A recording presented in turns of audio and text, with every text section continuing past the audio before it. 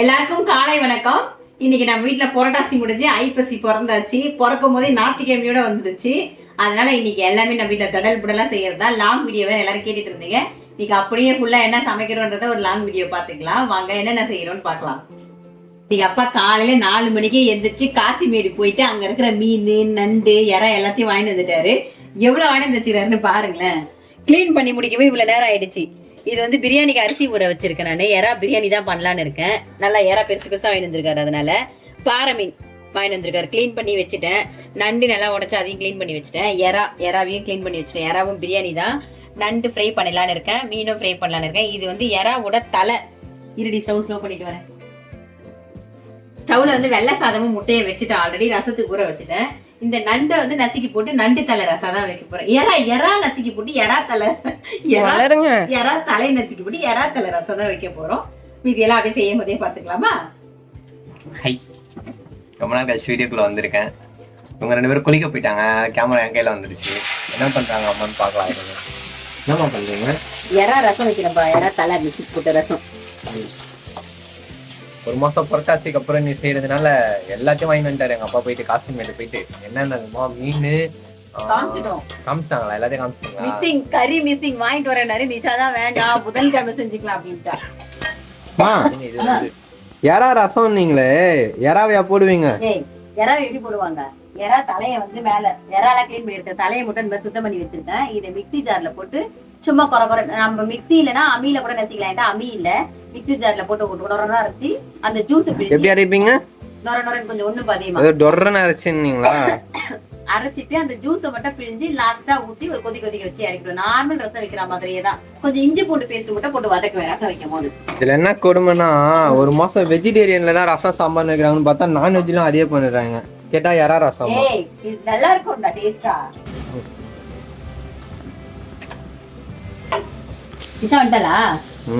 பாருப்பா, என்ன இது பெல்ட் எல்லாம் கட்டிட்டு பங்கமா வந்திருக்காங்க. இந்த நாள் கழிச்சு போட்டேன். எல்லா அட்ரஸும் பூஜை பண்ணுவான். நைட்டிலேயே தான் இருப்பா. இந்த மப்டில இருக்க மாதிரி நைட்டிலேயே இருப்பா. இன்னமும் மனசு வந்து எடுத்து போட்டுட்டு இருக்காள் பெரிய. நம்ம வீட்டுக்கு ஒரு சீஃப் கெஸ்ட் வந்திருக்காங்க. அதுவும் சமைக்கிறதுக்கு வந்திருக்காங்க. சூப்பரா சமைப்பேன் நானு. இப்ப பாருங்க, செஃப் நான் தான். எனக்கு மேல இன்னொரு செஃப் இருக்காங்க. புதுசா வந்த செஃப். அப்படிதான் சொல்லுவாங்க. ஒண்ணும் வராது எனக்கு. சும்மா லைட்டா. இல்ல நிவேதா உண்மையாவே இல்ல நிவேதா உண்மையாவே சூப்பரா செய்வா. என்னம்மா செஞ்சேன்னு நான் போன் பண்ணேன்னா, அம்மா தக்காளி சட்னில சேமியா போட்டிருக்கமான்னுவா, இல்லன்னா தக்காளி சட்னில வெண்டைக்காய் போட்டிருக்கமான்னுவா. நல்லா சமைப்பேன். எல்லாத்துக்கும் சொல்லுங்க, தக்காளி வெங்காயம் முக்கியமா இல்லையா? தக்காளி தூக்கு பண்ணிட்டோமா, அதுல வெண்டைக்காய் போட்டிருக்கேன். அன்னைக்கு இவங்களும் சேமியா செஞ்சாங்க. நான் தக்காளி தூக்குல சேமியா போட்டேன். தக்காளி தூக்குல தான் சேமியா போட்டீங்கன்ற சேமியா. ஷார்ட்டா உங்களுக்கு சமைக்க சொல்லி கொடுப்பா. அவ்வளவுதான். தக்காளி வெங்காயம் சட்னி வச்சிட்டீங்கன்னா குழம்பு. அவ்வளவுதான். ஸ்டூடெண்ட் மாதிரி இருக்கவங்க என்ன செஃப்பா வச்சுக்கோங்க. கல்யாணம் ஆனவங்க இவங்க செஃப்பா வச்சுக்கோங்க. அவ்வளவுதான். வச்சுக்கோங்க எல்லாரும். வச்சுக்கோங்க. இல்ல பார்த்து கத்துக்கோங்க. அவ்வளவுதான். அதுக்கு மேல நியூ மேரேஜ் இருப்பீங்களே, அவங்கள இவங்கள பார்த்து கத்துக்கோங்க. பொறுப்பை கரெக்டா பண்ணுவாங்க எங்க அண்ணி. வந்ததுக்கு போய் பிரியாணி தாளிக்கு போ. பிரியாணி தான் இப்ப பாருங்க. செஃப் அளவுல குக்கர் வச்சுக்கிறாங்க. ரெண்டு தொக்கு. நான் எப்படி செய்வேன்? சும்மாவே ஐடி இல்ல. இல்ல நான் எக்கி செய்யறதுக்குள்ள உள்ள உந்துருவேன். சிக்கன் இருக்காது. அப்புறம் நான் தான் இருப்பேன். அது இத பார்த்தா நம்ம ஊருக்கே சமைக்கிற மாதிரி இருக்குல்ல. எனக்கு இது எட்டி பாக்குற மாதிரி இருக்கு. அப்ப பாருங்க. சரி, இங்க சைடுல என்னது? இது நண்டு. நண்டா தானே சொன்னீங்க? நண்டா சமைக்கிறாங்க. அவங்களுக்கே தெரியல என்னதுன்னு. பேஸ்ட் போடுமா? இஞ்சி பூண்டு பேஸ்ட் எடுத்துக்கோங்க. அவ்வளவுதான். பாருங்க, பிரியாணி தாளிக்கிறேன்னு சொல்லிட்டு கேமராமேனுக்கு மாறிட்டா. சரி என்ன பண்றது, பாவம் அவ ஹைட்டுக்கு இது எட்டாது. என் ஹைட்டுக்கு இப்படி எட்டி பார்த்தா செய்யணும். இப்ப இன்னொரு பிரச்சனை என்னன்னா, என்ன வீடியோ எடுக்க சொன்னதுக்கு நான் ஹைட்டா இருக்கேன். அவ எப்படி எடுக்கிறா நீங்களே பாருங்க. திருப்பி பாருங்க. இங்க பாருங்க. இவ இவ்வளவு பெருசா வளர்ந்து அதுக்கு நானா திருப்பி பாருங்க. திருப்பி பாருங்க.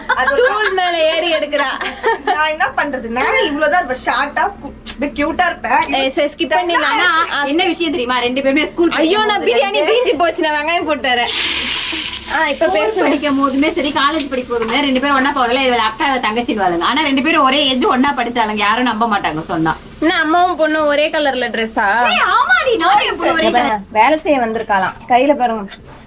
ஸ்வீட் அங்க செஞ்சுனா நான் டயர்ட் ஆயிடுச்சு. அதனாலதான் அவ வேற ஸ்வீட் செஞ்சுக்கன்னு போட்டா. செஃப் வந்திருக்கேன்ல, வீடியோல போட்டோம்ல அந்த அதிரசம். அது ஒண்ணும் இல்ல. அவ செஞ்சா செஃப் வந்தா டேஸ்ட் பார்க்கணும். அதான் நம்மளோட கடமை.